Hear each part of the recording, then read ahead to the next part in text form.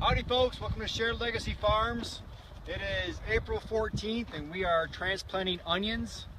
So last fall, this is a system I learned from one of my mentors, John Reams. Last fall we laid black plastic, which is a thicker, I think it's 1.5 mil poly, last fall in preparation for this spring. So we're able to come out here without a tractor and go in by hand and use this dibble board, which has little rods on it, to dibble holes for transplanting onions. So we have a 3-row system here. Like we're poking holes every 8 inches. It's a stamper. How heavy is that? It's fairly light compared to our last one we used to have. As Mr. Mike can attest to, our last one was made out of oak and it was super heavy. So we go through and dibble these holes all the way down. This is called dibbling? It's a dibble board, yep. A dibble board. Yep. So you see these holes, so it pokes a hole in the poly and it makes a little depression in the soil too, though, so we can just put those transplants right in that hole there. Right. And so that soil right now is about 5 degrees warmer than it is bare ground right now. Because so it's been covered by this black. It's it's the black poly is heating that bed. Yeah. So if you come over here, we're transplanting over here on this side. I'll show you a flat of onions. Alright. So these onions were seeded 7 weeks ago. So they're not fully rooted yet. This is on the schedule for next week. But we want to try and get these in this week because it's supposed to rain quite a bit next week and tonight. So we'll try to get these in the ground. So yeah. they've been pruned. These been pruned twice now. A nice, really nice color to them. So before we transplant, we soaked them in some what was it? It was some TerraFed and some SP1 this morning. Some biologicals and some sugars. Good. Now you've got a crew back here that's helping you today. Right, so let's come with me here. All right, we're going to walk down these beds. If you just joined us, hi Diane.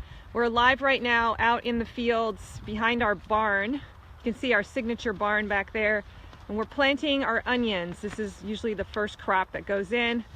And how many rows do we have here? 8? Are you going to do all of them today? This is going to be a 1/4 acre of onions here. So this will be our first. We're going to have probably about just shy of 2 acres of onions this year. So we're doing some for our CSA?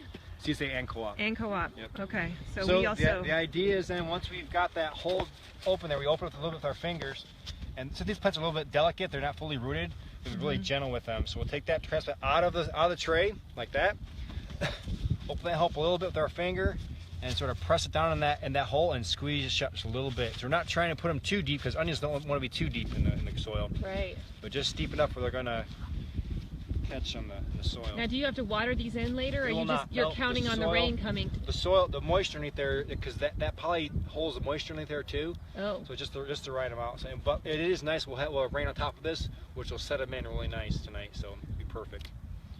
So a lot of times you like to plant, you check the weather and you try to plant before. You try to, but you just got to go when you got to go. Yeah, so this instance, like I said, these are on the schedule for next week, but it's the right time. The soil's ready, so we're going to try and get some stuff in this week while it's still nice and warm out. So you guys are planting this by hand.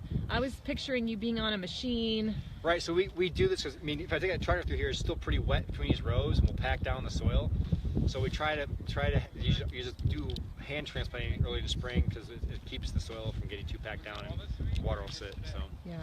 Hey Diane, thanks for sharing our video. I saw that you just did that. I really appreciate anytime someone does that. So those of you who are just joining us, we are out here in the fields planting onions for the first time. And here's Farmer Kurt explaining the process. Hit subscribe if you're here with us for the first time, so that you can continue to get videos when we go live. So behind us here there's 2 beds of bunching onions, 1 bed of Elsa Craig, and then the rest of these beds, these 5 beds here, will be a Zoe, which is like a candy type onion, a large sweet onion. Got it. So we're transplanting onions today. We'll probably seed some carrots today and seed some peas today, and probably get some compost spread and get some beds preps for Are you going to have to plant more onions later? Is there a second batch that goes in? There'll be 3 more batches actually. Just at the same amount like this? Same amount, correct. Wow. Be a lot. We have 200 of these flats to plant. So wow, that's quite a bit. So we're really grateful to our crew that's showed up here today. We have some volunteers as well, I think. Yep, Hyro and Lucero are planting with us, and then Tyler's a volunteer, and Zach's a volunteer as well. Yeah. And Travis is here as well. So it's nice, and I have the big group to get stuff knocked out. So we'll have this knocked out probably in about 2.5 hours, 3 hours. We have 3 more beds to do yet. Perfect. It's about 20 minutes, 30 minutes of bed. So. Diane asks, how are you going to get them out of the tiny hole? They will grow out of the hole. So these are grown in a clump. If you look here, there's actually 3 transplants per cell here. And so what we'll do with these is they will grow up. They won't become a perfect round ball type onion, but they'll become a little oblong. But they'll grow, so I'll get more plant population out of this bed. Instead of seeding individual transplants in here, I get the same population by putting in a clump form. Yeah. And I've used this system for about 4 years now. It works really well. And having the mulch down also helps with the weed control significantly, right? Yeah, it does, but the weeds will come through there. So you really need to get the weed seed bank down before you do the system. Yeah. Good question. Well, for those of you who are in our CSA, you know that we had Hyro and Lucero come up here from Florida, and they just arrived a few days ago. So I'm just going to walk over here so that you can see and meet them. These are our regular staff members that help plant your vegetables that you get in your subscription box, and we kind of consider them the other farmers. So Lucero, Hyro, say hola. So that's Lucero and Hyro, and we're so glad they're here. They are really going to help us ramp up our production now. And here's the rest of our crew volunteering over here. Thank you guys for helping today. How does it feel to be bending over all day? Oh, it feels good. It feels good. Yeah, it's like yoga. Farm yoga is what we call this. Farm yoga. Nice. Well, thanks you guys for joining us today on our live video. And if you want to learn more about our CSA, we have about 35 subscription box shares left. And you can go to our website, sharedlegacyfarms.com, to learn more about that program and how you can be a member and what comes with it. There goes Farmer Kurt. Say bye. Have a great you guys day, take care. Have a wonderful Easter, everyone. We're looking forward to getting out here in the soil and growing your food and teaching you how to eat them. Take care.